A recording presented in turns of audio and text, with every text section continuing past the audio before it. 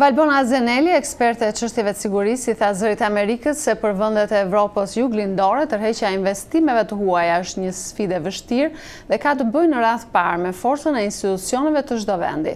Zonja Zeneli, e cila është profesore në Qendrën Evropiane George Marshall në Garmisch të Gjermanisë, shpjegon gjithashtu se në ç'më mënyrë i largon korrupsioni investitorët e huaj. Doktore Zeneli ishte këtu në Washington për një konferencë mbi çështjet e tregtisë ndërkombëtare dhe u intervistua nga kolegu Ilir Ekonomi. Unë mendoj se për Shqipërinë, por dhe për rajonin, prioritet dhe mënyra e vetme për të ecur përpara është thithja e investimeve të huaja direkte të qëndrueshme apo cilësore, kualitative, kështu quhen në gjuhën ekonomike sot. Për ato investime të huaja të cilat sjellin vërtet një zhvillim të qëndrueshëm dhe janë në vend për të qenë për një kohë të gjatë. Pra nuk janë investime që lidhen vetëm me privatizime apo koncesione, por për industri të tëra, të cilat do të krijojnë punësim, por do të kenë një rritje teknologjike në vend. Nga një studim që është bërë për Evropën juglindore, për gjitha vendet e Evropës juglindore, është parë donin të kuptonim se çfarë tërheq investitorët e huaj më tepër në këto vende.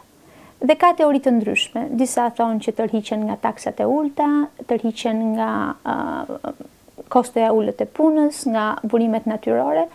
Dhe po të shikoni, Evropa juglindore e mare tëra ka një treg për 50 milion banorësh. Pra nuk është një treg i vogël, është një treg i madh.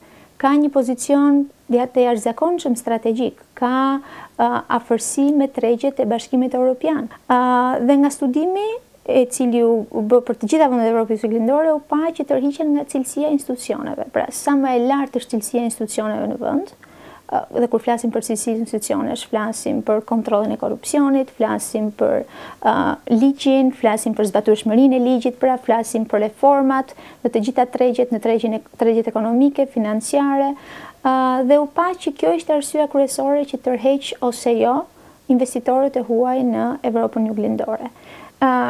Korrupsioni është një problem global, nuk është një problem vetëm i Shqipërisë, por duhet kuptuar vetëm një gjë që $1 trilion paguhen në botë si taks korrupsioni. Pra, është një problem global, nuk është problem vetëm për Shqipërinë dhe për rajonin.